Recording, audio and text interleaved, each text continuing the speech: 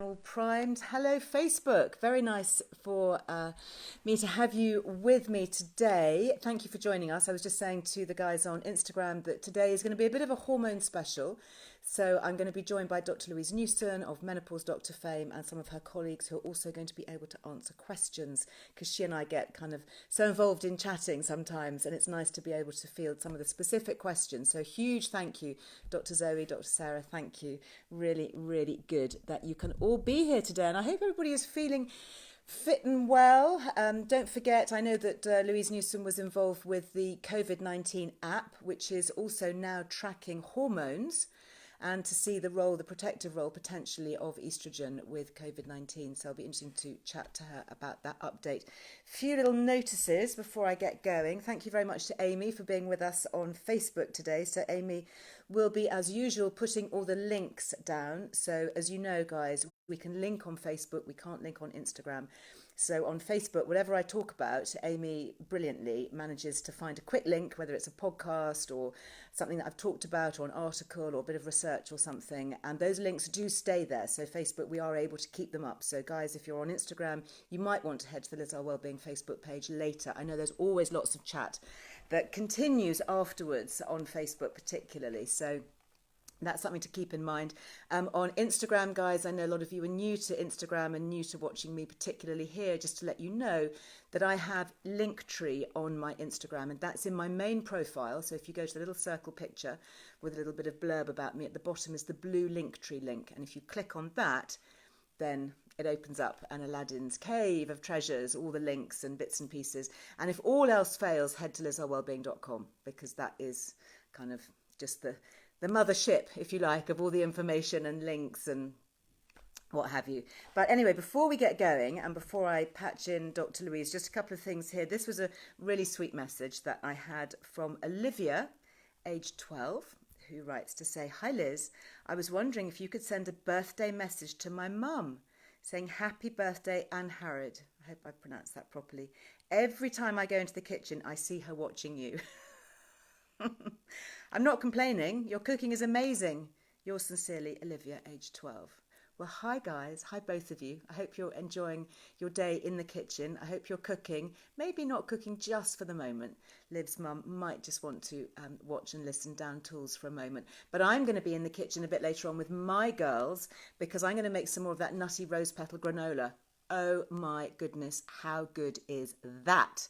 Yes, amazing. There is a great granola recipe, by the way, on Liz Earle Wellbeing, and you can adapt it if you want. I've used one from my yearbook 1, which is this lovely book, if you've got it, which adds a little bit of organic rose water and dried rose petals. And honestly, it is sensational. I'm in two minds actually whether to make it, because the last time I made it, I had about 3 bowlfuls every time I opened the tin that I'd put it in, because it's too good. But I think it's kind of that weekend. I need a bit of a treat, so I'm going to be making it later.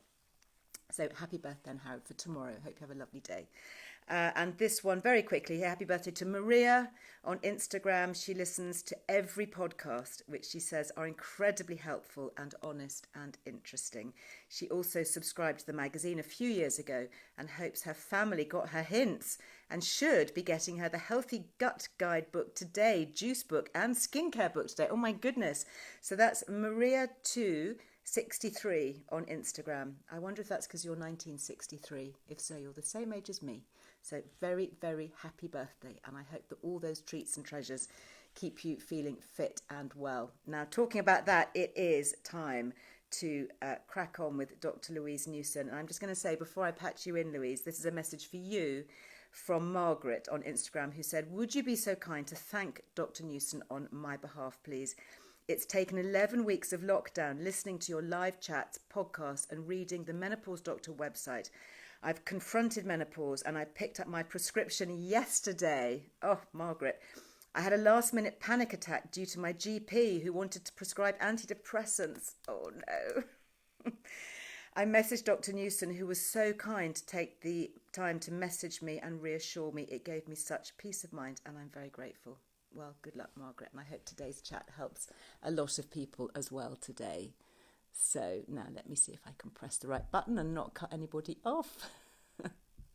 I don't know why the little button at the bottom of my screen here on Instagram, whenever I try to get anyone to join, is just a little bit stiff. There we go. Now, Facebook, of course, you're not going to be able to see Dr. Newson, but you will be able to hear her. So that's the most important thing. Hello. How are you? Hi, how are you? I'm really well, thanks. How's your weekend going? I'm just going to adjust my Instagram here because when I split the screen, the top of my head tends to disappear. Okay. Where are we? There we are. Hopefully that's okay, Instagram. Hopefully you can see us. How are you doing? Yeah, good, thank you. Yes. Busy? It's sunny, isn't it? So it's always good when it's sunny. It is. Now, tell me, I mentioned just now the app, the COVID-19 app that you've been working on with Professor Tim Spector. And I went and did my update. And now I noticed it's got the new questions added in about, do you take HRT? Do you have periods? What's the update on there? Are we getting any data back yet? Well, obviously they've got a huge database and it's really important to get it right. So the preliminary results look interesting. We've got another meeting next week, so hopefully we'll be able to find more.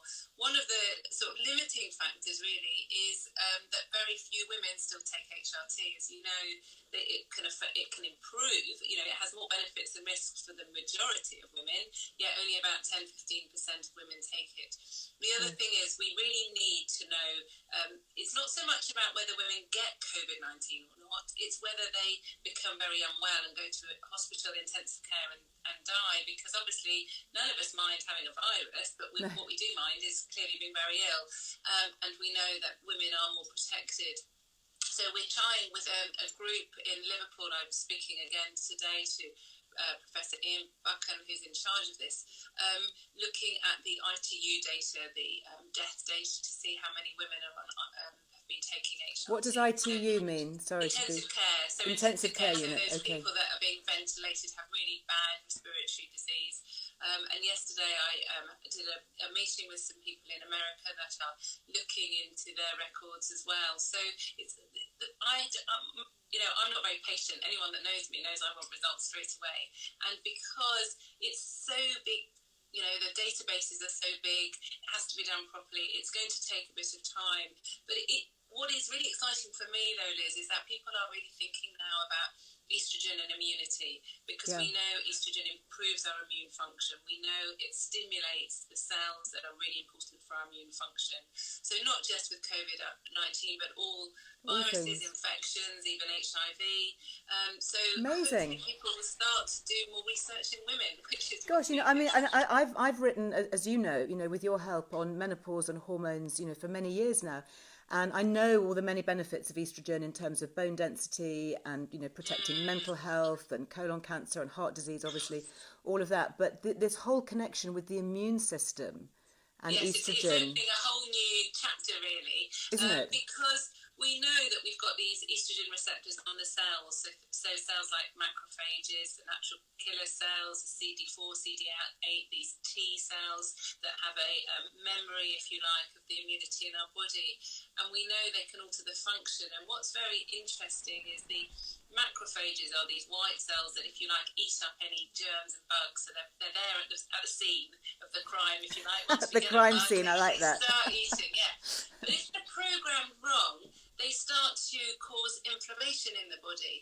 And this low-grade inflammation we know is associated with obesity, heart disease, cancers, aging as well.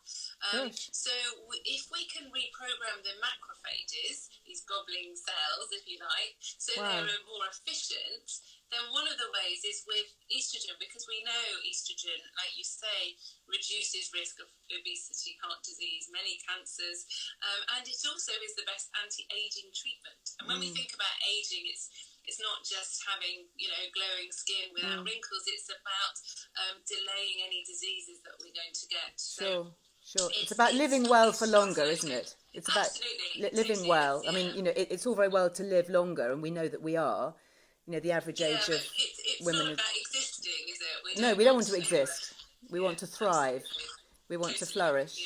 Really fascinating. So if we're talking about estrogen here specifically, let's think about younger women who don't need HRT potentially. I mean, I know some women can have early onset menopause, but the majority don't. If they're taking the contraceptive pill, which is estrogen, so how does that play in? Are they going to be better protected? We're looking at that, and that's quite hard to tease out, because there are different types types of contraceptive pill. And as Okay. you know, the estrogen in the contraceptive pill is a synthetic estrogen, and it's combined with a progestogen, which is a synthetic progesterone. So that has risks as well associated with it. These risks are low. Yeah, And when you're small. giving something that has a low risk to healthy women, we don't need to get too worried about these risks. Yeah. The other thing is a lot of women still take the pill for 3 out of 4 weeks. So that means they have a quarter of their time without any exogenous hormones, if you like. Obviously now we do recommend that women run their pill packets together. So it's more complicated looking at younger women. But we know, if you're under 40, you're more at risk of dying from being struck by lightning than you are from dying from COVID-19. So, young people are pretty much Really protected. anyway. Now, there's a couple of things that you just said there that I'm going to have to tease out. One is that if you are on the pill, we should be taking it continuously and not having the break. Yeah. And that's a message that hasn't got through to a lot of GPs I know. I mean, I know that we've written about it on Wellbeing, and I did a podcast actually with Dr. Zoe from this morning, who was talking about it and saying, because she did a documentary about it, maybe Amy, you'll pop a link to that, because that's fascinating, and that's all about that very thing, that when you take the contraceptive pill, you should be taking it continuously, yeah? Yeah, absolutely. And if you think about it, we are designed as women to reproduce. So we are actually designed to be pregnant a lot of the time, which is indeed what happened in the Victorian times. Yeah, I was reading about a lady the other day who had 17 children. So we're not... That's we're not live ones. Our bodies shouldn't be releasing eggs every week, every month, and having these periods. And so if you take the contraceptive pill all the time, it almost, if you think, rests your ovaries, so they're not releasing an egg every month. And this is why we think that women who take the contraceptive pill have a lower risk of ovarian cancer, for example, because their ovaries are rested. But also a lot of women find that they feel worse in that pill-free week. Yeah. And so you don't need it. It's not a proper period, it's a withdrawal period because you're not having hormones. So a lot of people worry that they're going to get a build-up of the lining of the womb, that they need to have a period. Well, they don't, and what we normally recommend is you take the contraceptive pill, and then if you start to get a bit of breakthrough bleeding, then give yourself a few days break then, and then carry on. Really It's interesting. very safe to do that.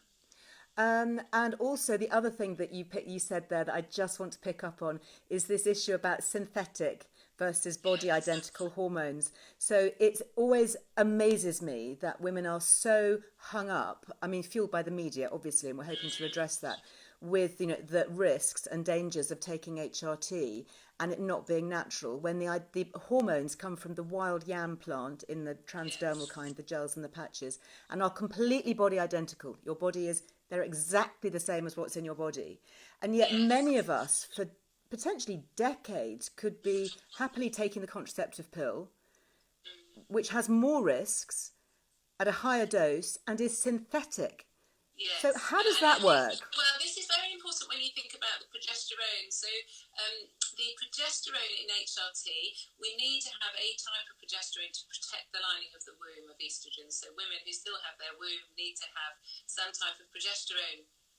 As you quite rightly say, the body-identical progesterone is safest because it has less side effects. And that's the Utrogestan, isn't it? That's the capsule. In the UK, it's Utrogestan in the UK, or micronized progesterone. Okay. I know someone asked just before I came on about Cyclogest, which is a pessary. It can be used internally and it's used for fertility treatments, but it can be used in a lower dose as a progesterone part, and that is body identical as well. Okay. But the synthetic progestogens, we call them in the UK, are ones that were trialled in the past, and these were the ones that was shown to have a small, it's still small, but increased risk of breast cancer. They've also got a small increased risk of clot and heart disease as well. So we don't tend to use them anymore. But what's very interesting, in fact, I did a podcast with Professor James Simon, who is a professor of obstetrics and gynecology in Washington, D.C., that's coming out on Tuesday next week. And he says, actually, which I hadn't realised, a lot of the data that came out in the past, they wrongly used the word progesterone. and it wasn't progesterone, they were synthetic progestogens. No. So that adds more fuel to the fire with all these people that are so anti-HRT. Yes. Because when they've been misinterpreting the studies because they've been using the wrong words. We know that women who take the body identical progesterone, there's no risk of clot or stroke. There's some studies show it reduces blood pressure, but also for the whole breast cancer risk, which is what so many people worry about. If a woman's over the age of 45 and takes it for 5 years, she has no increased risk, and after that the risk is less than with the older types of HRT, which, as you know, even the older types, the risk is very, very low. And it has to be offset with all the benefits. And we need to also know that women who take HRT, whatever type, there's never been a study to show there's an increased risk of death from breast cancer. No, so, many more women will die from breast cancer who don't take HRT than who do. Absolutely, and this is very clear also for any of you who want to listen to the podcast on Tuesday. James Simon is very clear about how so many women will have breast cancer. We're walking around with breast cancer, and taking HRT will not cause their breast cancer. If it is associated, it might make the cells grow a little bit more, so it's more it's diagnosed earlier, but it hasn't initiated and started it.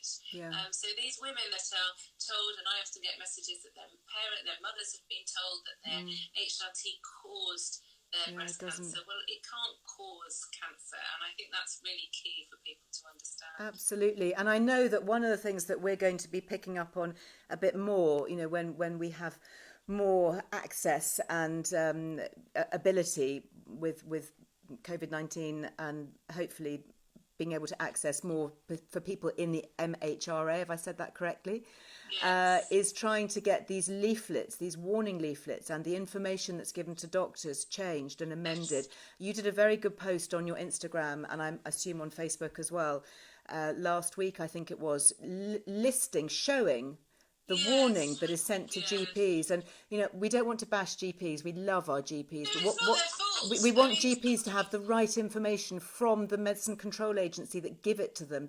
We need to go right back to the root.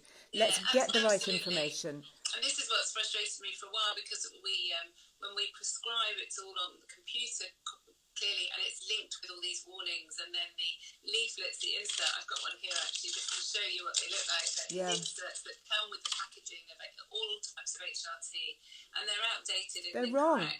They're incorrect. They are legally wrong, and this is something that, you know, I am definitely, I mean, I know I've spoken about this before, guys, and we're going to be finding ways to do it, is to how we can really challenge this, because I see it as massive social injustice for women. I see it as discriminatory healthcare. I don't think that if the same was applied to such a significant issue of men's health, and that they were continually pumping out wrong information, feeding it to GPs, printing it in leaflets that's incorrect, I think that, you know, if necessary, there has to be a legal challenge. I mean, hopefully they can do it without that, but it is absolutely, everyone's saying here on my messages, I can see it. It's shocking. It's outrageous. How can this be allowed to happen? And I think the other thing is that we need to have balanced advice. We need to see the whole picture.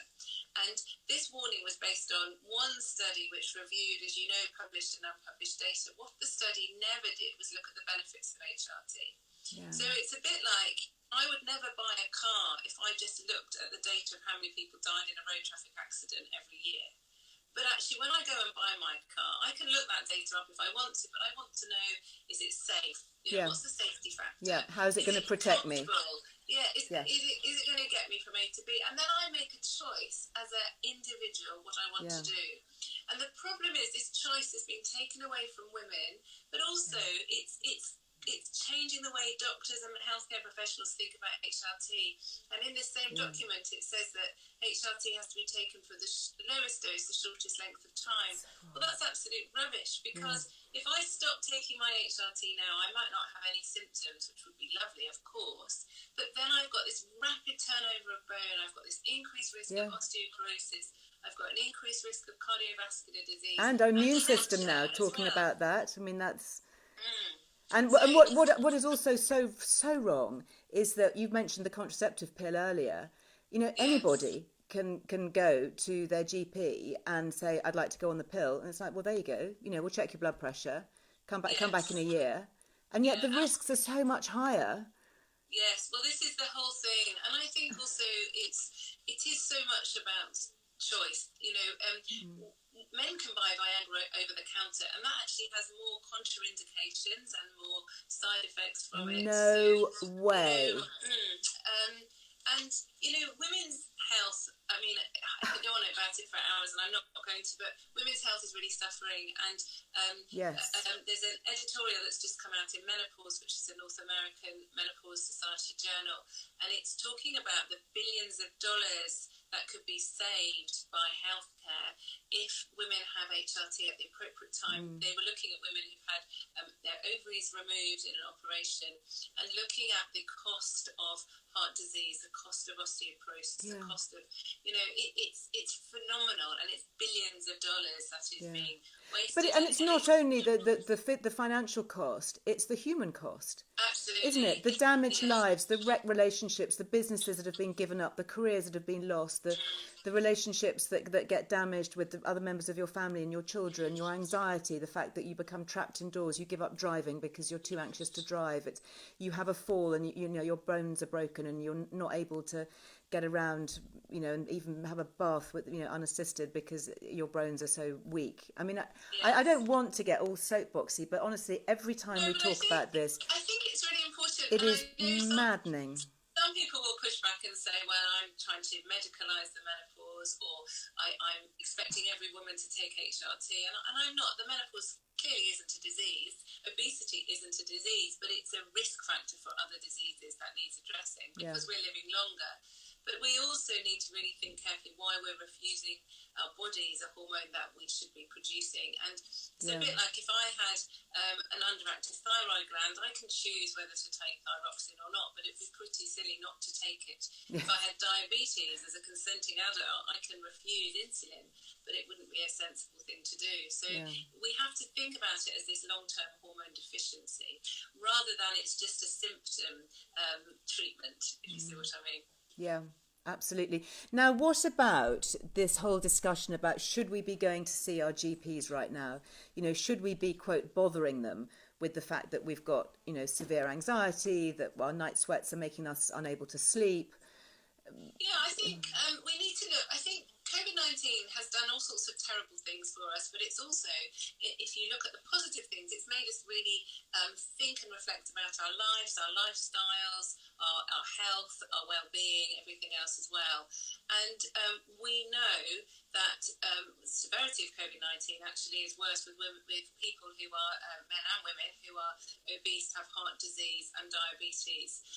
So we need to address ways, and a lot of us are doing exercise regularly, trying to eat better, but actually replacing hormones will help with all of that as well. So actually it's a good opportunity. The other thing about menopause care is it can often, not always, but often be done remotely through a video consultation, because we don't have to do a blood test. As you know, for the majority of women it's done on symptoms. And so we don't always need to examine people. It's nice to know what a patient's previous blood pressure was, but a lot of women have them at home anyway, or they're very cheap now to buy a self. I've got one at home. It's really useful to have it. You can do your own blood pressure. And there aren't very many contraindications for taking HRT, because even women who have had a clot in the past can still take HRT because through the skin, as you know, there's no risk of clot. People who have had lots of different types of cancers can still have it. Women who've had estrogen receptor positive cancer, it wouldn't be first line choice, but they need to see a specialist if they are going to consider that, because they've tried alternatives. So what we really need to do is try and push out our education program, which is going to come out really soon. It is. Now tell us about your news, because you're doing various things. I mean, one of the reasons I love you, one of the many reasons, is that you are just operating on so many levels. So you've got an education program coming for health practitioners and GPs. You've got the Balance app coming soon for women globally, which we will talk about in more detail when that's launched. What are you doing at the moment for GPs, and how can we help signpost them for information if they haven't got this up-to-date information? Yeah, so what we've done is a group of us. So there's two of them are helping answer now. So there's Rebecca Lewis and there's Hi Rebecca, thank you so much. And there's also Alice Duffy, another GP. And so we've developed this menopause education program where we've got a series of lectures which we are remote, so people can access it in their own homes. And then we've had a whole load of actresses that we've briefed and given them different scenarios, and we filmed them doing 10-minute consultations with us, and we used a nurse as well, so nurses can learn how to do it. So these have all been filmed. There's questions to assess knowledge before and after. So this is something that GPs can go and do at home or whenever. Healthcare professionals. So it's with a company called 14fish.com, and they do a lot of training, education and appraisals for about 50,000 GPs in the UK. Great. But they also, it's also nurses, pharmacists, hospital doctors as well. It was supposed to come out a few weeks ago, but they are heavily involved with the Royal College of GPs, and because the assessment for GPs has obviously now had to be remote rather than face-to-face for assessment, they've changed all their package. They've been working 18-hour days to push this out, so thousands of GPs could be qualified this summer, which couldn't have been otherwise. So as soon as they finish that, it won't take very long because we've given them all the information. So Brilliant. This is fantastic. They're a brilliant organisation to work with. Mark Coombe, their educational director, really understands the massive need for menopause education. And on your website for GPs, I know there's a section for healthcare professionals. There's loads of information, by the way, for everybody else, for all of us to go and have a massive peruse, and you could be there for days reading it all. It's brilliant.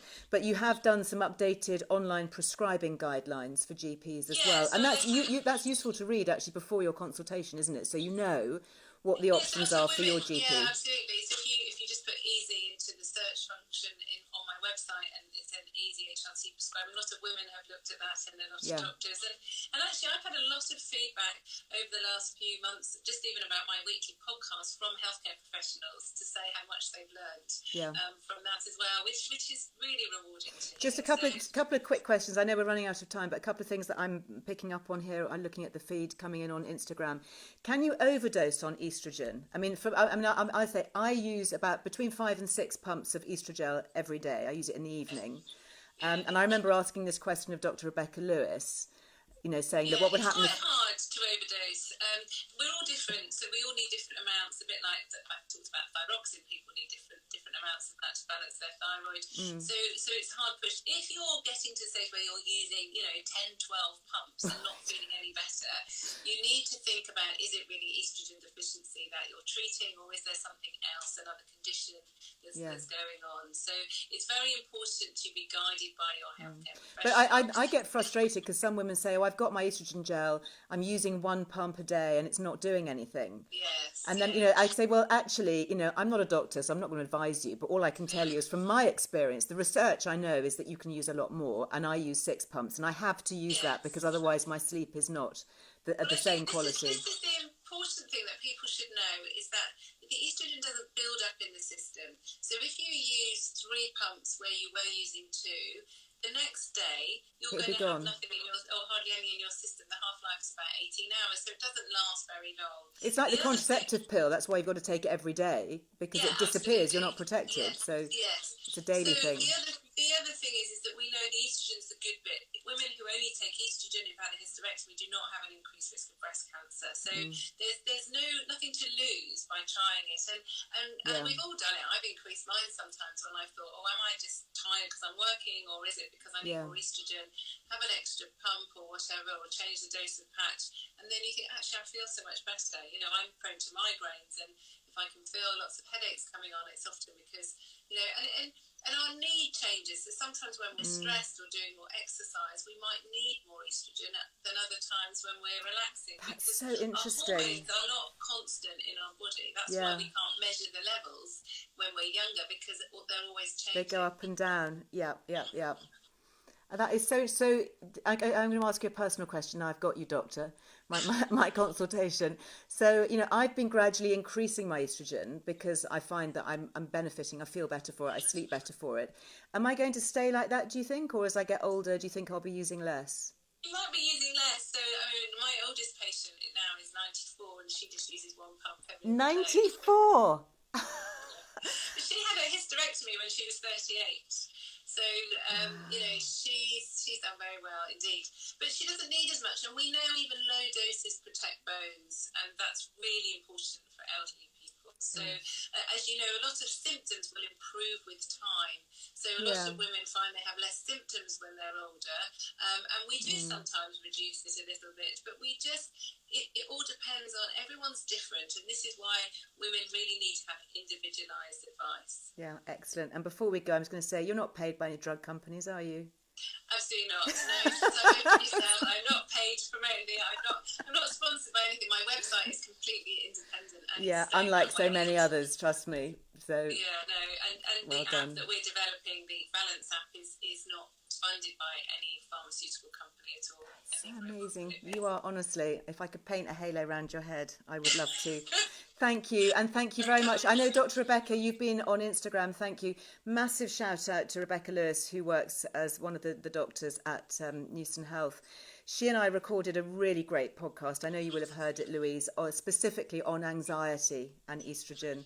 And I know so many of us have been feeling so anxious. And it's obviously very anxious making times at the moment. And I know, Amy, you'll probably pop a link on Facebook for us, won't you, my love? It's so worth listening to it, because that link with estrogen, low levels of estrogen and anxiety, and that revs up in the brain, and it can make you fixated with stuff that's not healthy. And at the moment, we all need such great mental health, don't we? So absolutely. It's well, thank you. I hope you get some time off this weekend. I know you work 24/7. Have you got some downtime planned or not? Do you want the honest answer? Because you know what it's going to be, don't you? But do you know what? I actually really enjoy my job. I'm very privileged because I love being with patients and I love the other work that I do. So you don't mind working hard if it's making a difference, do you? So, and I have a fantastic team of people. None of this is me on my own. Yeah. No, I have a great team of people around me, and they really carry me. And my family are very supportive too, so I'm lucky. Yeah, brilliant. Well, I hope you do get just a few precious minutes to enjoy it. And thank you. Seriously, thank you. Big thanks from all of us. So many hearts coming out. I wish you could see them all, but it's massive. Thanks, we love you. Thank you very much. You make a big difference for a lot of women. Thank you. Thank you. Bye. Take care. Bye-bye. So now I have to be very careful with my removing, just to remove. Dr. Louise. Oh, isn't she fabulous? So much chat and so many hearts. My goodness, I don't think I've ever seen so many hearts on my phones. A massive thank you to Dr. Zoe, Dr. Sarah, Dr. Rebecca. Also, I've seen you online just answering so many questions, being so helpful. I mean, it's, we are, all of us here, working as a team to transform lives of women with something that is safe, effective, affordable, and just so beneficial. And lots of information. Do go to the Menopause Doctor website. Got a lovely weekend ahead if you've got some time. There's loads on Wellbeing. Obviously, my own journey started with writing the Good Menopause Guide a few years ago. That's when I first met Dr. Louise. I've since updated it. I've got 2 e-guides now, really simple, written for women just like us. One's called Healthy Menopause. The other one is The Truth About HRT. And I wrote this really because I just became so incensed at the misinformation out there. And so it's a really simple e-guide, completely focused on HRT, on the facts, the research, the benefits, the risks, tiny benefits, massive. It's been reviewed by 3 independent professors of oncology and breast cancer and hormones. So it really is very evidence-based, and I hope that is helpful. Lots of podcasts I've recorded over the years as well on different aspects, like with Rebecca Lewis, talking about anxiety, looking at pelvic health, UTIs, vaginal health, looking at bones, bone health. I mean, just so much. Emma Nutrition, working with her on information on what to eat during the menopause that can be helpful. So lots and lots of resources. Could go on and on and on. But thank you for all your support. Now, before I go, a couple of notices. Thank you for so many kind comments on my post on Instagram this morning. It was the first picture that I did of kind of mother and son. It's with my middle boy, Kit. and we did an unofficial like photo shoot really for Koi Clothing, which was this brand I talked about yesterday, which is an ethical brand based in Kenya. Who this is one of their shirts. This is what I was wearing in the post this morning because it's trimmed. I wanted to show you this. This is Kiko Fabric. And Kiko Fabric is traditionally Kenyan. If you go to Kenya, you'll see Kikois everywhere. They're used as blankets and shawls and scarves and carriers and baby papooses and all sorts. There's virtually nothing that you can't do with a Kikoi. And these guys work to trim shirts. And there's some lovely men's shirts made of linen with turned back cuffs with the striped Kikoi fabric and the inside of their collars, and I just thought that they were worth a shout out. They've given us a 20% discount if you use Liz Loves, and I thought for Father's Day, you know, things like these fun little bow ties made of the Kikoi stripe, really, really fun. A couple of other things for Father's Day. I'm going to have to mention this quickly because I have noticed, mentioning no names, that the tide is going down. Yeah, this is from Salcombe Dairy, and this is their Father's Day gift box, which should have 10 delicious bars of artisan chocolate in it. I think this now has about 7. So, fam, I am watching and counting, but I love it. It's got the Salcombe sailing boat and the rope handle, and they're sending these out for Father's Day. Again, it's a lovely, small, family-run British business based down in Cornwall, and we get a discount if you use Liz Loves at the checkout. So, a little shout-out there. Just before I go, we've got just a few of these left. I mean, literally, if you don't go now, you're not going to get it. This is the single issue of the current magazine, which we send out with a handwritten note. So if you want to send one to a friend, to your mum, colleague, sister, neighbour, whatever, you can send it with a little note, particularly for people who can't get out to the shops at the moment and find it. It is in retail shops, but of course retail's very limited. So it is in places like M&S, Waitrose, Tesco, Sainsbury's, and hopefully more places as the lockdown in retail eases. But there are just a few of these, but you have to go to the Liz Earle Wellbeing website to get it. Don't click where it says subscribe, because if you go to that, that takes you to Warner's and they'll get very confused. This is something that we just do as ourselves as a little extra thing on Liz Earle Wellbeing. Just to let you know, if you want some free magazines, don't forget that we've got a deal with Readly. So Readly are the guys who do the digital magazines. And if you subscribe to Readly, readly.com, you can get access to like every magazine ever produced. So all the big ones, all the big glossies like Vogue and Harper's and whatever. And then garden magazines, food magazines, Good Housekeeping, gossipy magazines, Hello, all of that stuff. And of course, Liz Earle Wellbeing, we're now on Readly. And a lot of back issues on there as well. It normally costs $7.99 a month, and that gives you access to all this stuff. It's really fascinating, especially at the moment if you're stuck inside or you've got time perhaps to read a bit more. It's a lovely thing just to explore. And if you go through the link that we've got, then you get your month free. So I know Amy will pop the Readly link on Facebook, and for guys on Instagram, if you click the Linktree link, you'll see there's a link to Readly there. We've also got it on the website, Liz Earle Wellbeing website. Go down to where it says shop and digital magazine, and if you click that, and you can do it, I think it works globally. Okay, so my lovely friends in Kenya, hope you've enjoyed the shout out for the Kikoi, but my friends in Kenya, if you want to read hundreds and thousands,